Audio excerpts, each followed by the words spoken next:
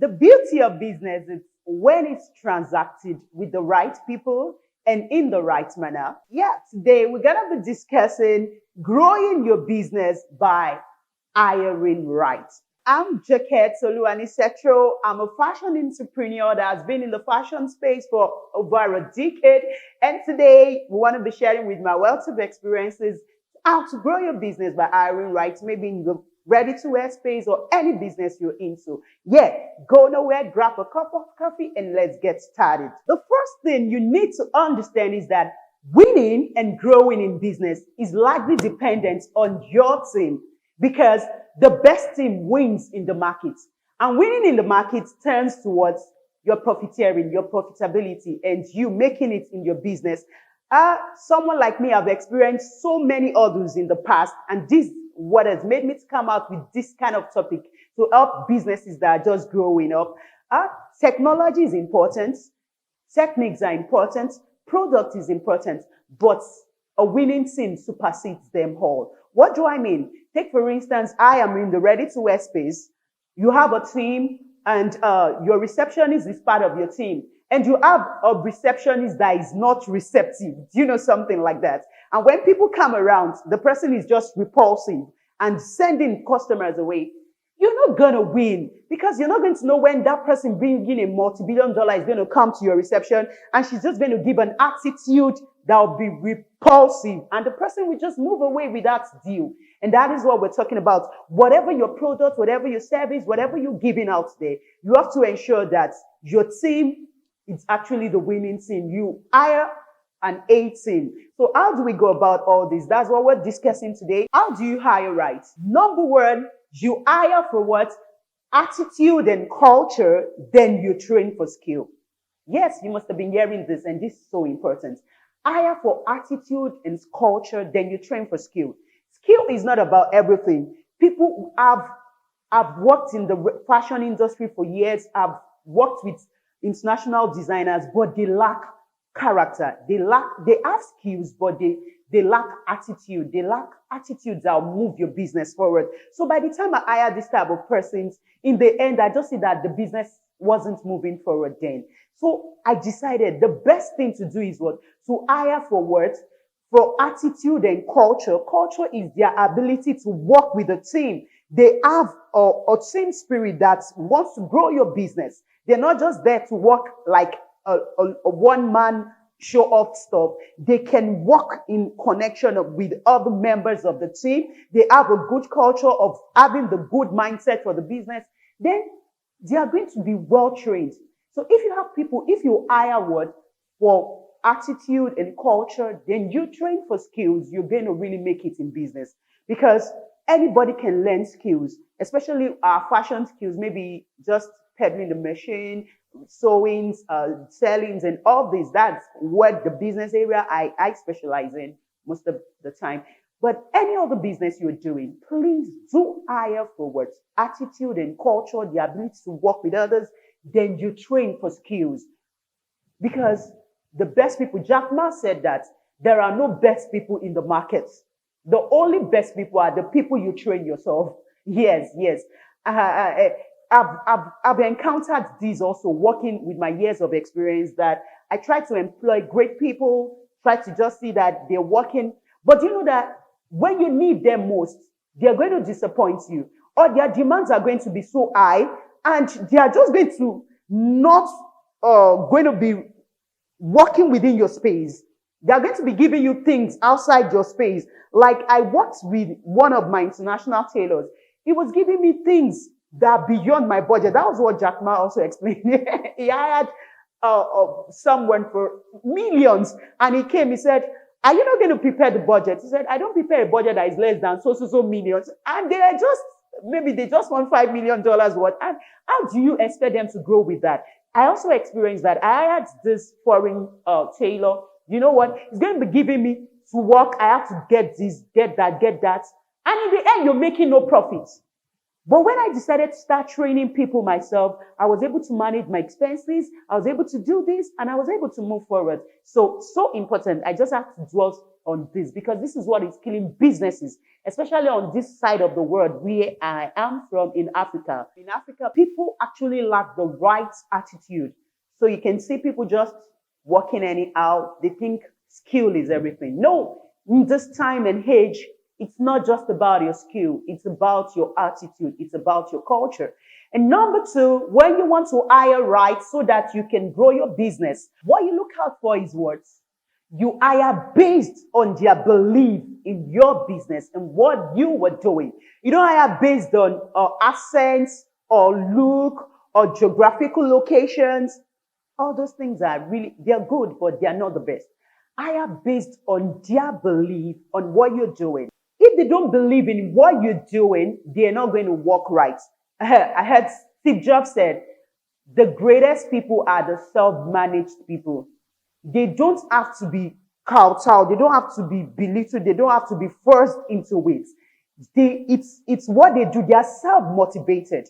Yes, you don't have to hire to motivate, or you don't have to hire people that are not motivated. You have to hire motivated people. People that are interested in what you're doing. They like it. They love it. They have a passion for it. So it's that passion that will move them into doing it. Even when you're not there, they can work anytime. They can do anything just for the success of that business. And in the course of this, I'm going to tell you 3 types of employees we have.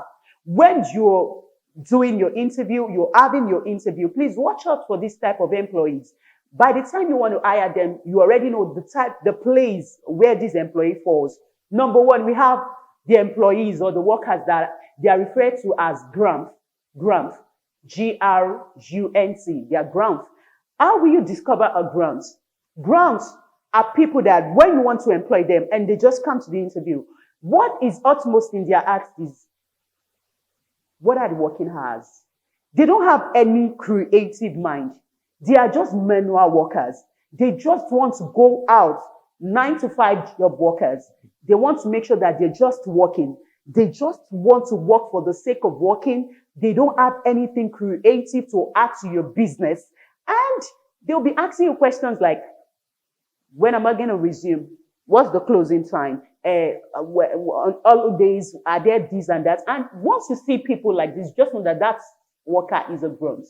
You might need them as some sorts because you just need people, just like regular workers that will be there for you, maybe when you're out on trips or anything.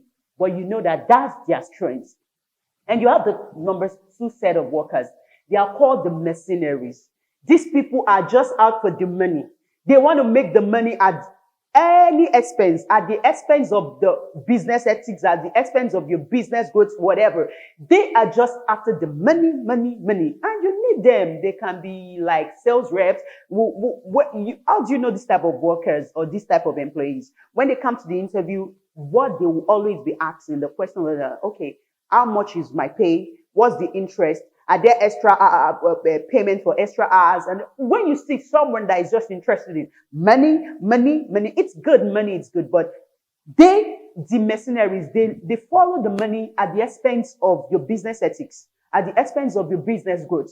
So you have to watch out for them when you're employing. And how do you know the mercenaries when it comes to employment? When you're employing them and they are just always about the money. And that's it. You know that these are the mercenaries. Yes. And the 3rd set of the workers or employees you look out for while hiring are the patriots. How I pray and wish you come in contact with good patriots, as in patriots.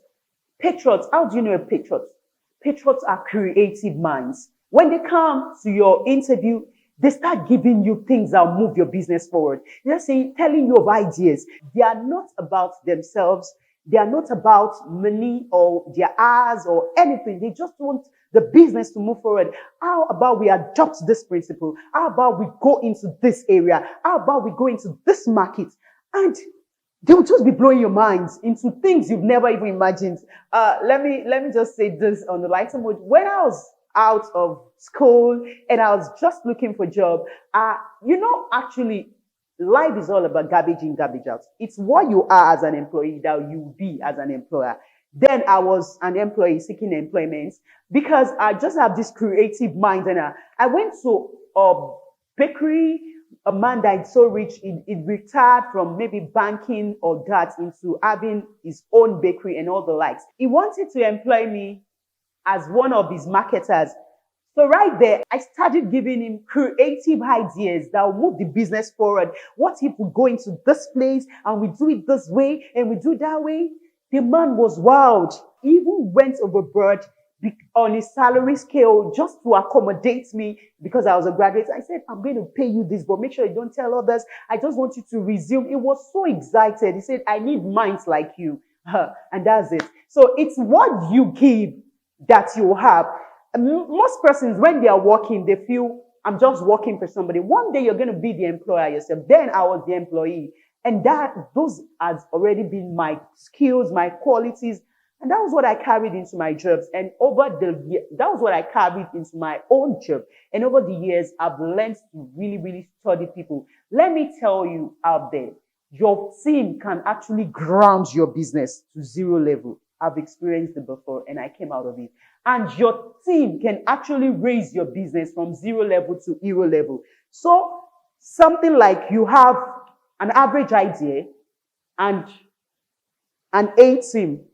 It's good you go with the average idea and the A team than having an A idea and go with an average team. Because the average team, they are going to grant the idea. But the idea that is just average with an A team, intelligent minds, that creative mind, they work on that creative environment. And mind you, you have people that work under structured environments. They can't think outside the box. Theirs is just to tell them, you do it this way, you do it this way, you do it this way. Some of them are needed in some cases. But you have other creative minds that tell you, we have to do it this way. So it's all about how your business structure is. So we said hiring rights based on what the interest of your proposed employees or your proposed workers is worth. The next thing you have to look out for if you want to grow your business by hiring right is what those you want to hire, do they have a coachable spirit, teachable spirit? Yes. Some persons, they don't take to corrections.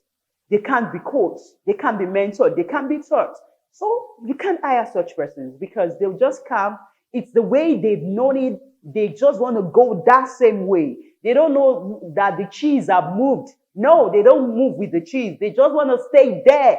And you can't move with them. So that's it. That point is really, really explainable. So then the fourth thing you have to look for while hiring to grow your business is the strength or ability to go the extra mile. What do I mean by this? When you want to hire, you have to hire people that can sacrifice their conveniences for your business to move forward. When you see some persons that, okay, let me give you this example. I had this worker then, she would tell me, I only, I'm into the fashion space, bespoke tailoring, ready to wear. She's going to tell me, I only do cuttings on Mondays. I'm not going to cut any other day. I just cut all I want to do for the week on Mondays. And during the other days, I come to sew them. For crying out loud. Where does that work? So if I have a $5 billion work to cut on a Wednesday, you're going to tell me because you've cut all the fabrics you wanted to stitch during the week on Monday, you're not going to do that on Wednesday. So I'm just trying to tell you from my own business perspective, if the business you're into, if some person can not just go overboard to help you out and they just say, no, it's this. Maybe you just have to work overnight. This, when you see the patriots, the workers that are patriots, they can work overnight. They do whatever, they can work at any time of the day. That's why they can work from any geographical location. Right now, geographical location is not a barrier to most of the work we're doing, but except for we that are designers like this, because you have to be on ground to do the work. But people work from remote places right now. But when you see someone that is just like, what is it about? I can't just give up my convenience for this. Then you don't have to work with such persons. You will already know when you're employing them. And the number 15 we want to talk about today, for you to grow your business by hiring right, you don't fall into the pits of wrong workers that will drain your business, is what? The ability of the proposed workers to work under pressure, under chaos, or they can work under systematic or creative environment. This is key. Let me explain why. You have to know the type of worker you're employing. If it's a worker that can work under chaos or under confusion, then you have to check if your type of job is that will accommodate that. If it's a worker that can work under a creative environment, do you have a creative environment in your organization, or is a structured environment? So it's not going to work out. So it's not about fixing square pegs into round holes. You have to fix round pegs into round holes. So you have to pass them through based on your own working condition in your environment. Like we in the ready-to-wear fashion space is a creative environment. I've got an international tailor that all he could just do is the structured one. He has some patterns he came with from his country, and he's just working based on those patterns. And the customers were just like, no, I had this style all the time. Why is the style being repeated? I have this style the other time. So I just had to do away with that worker because that wasn't working well. Because most of my clients had to complain and they had to leave. So I got another worker I got others that were creative. So they could just create this style. And I myself am creative. So I just want to create these out of these, just mix colors, fabrics, mix just a style, create many styles out of it. So we work under creative environment. Your business might be working under structured environment. So if you go and get a creative employee, it's just going to scatter your structure. So it's not going to work out well. So you have to determine, put them through the test. Talk is cheap, but you make them do what they said they can do.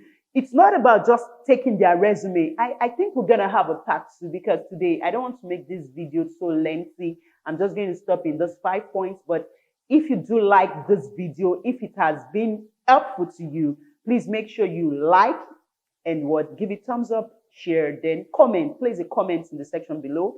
Let's watch out for the part 2. And please don't forget to consult us or patronize us at Setro Fashion School. We are into making ready-to-wears for different brands. Yes, right here from Nigeria. We send it to you anywhere you are. So you can come for consultation. Maybe you're just about starting your ready-to-wear business or you're having challenges. We're there for you. And we're also into the sale of fabrics. We sell African prints. We sell Adire, polos. We sell South material. We call it the suit material, whatever you call it.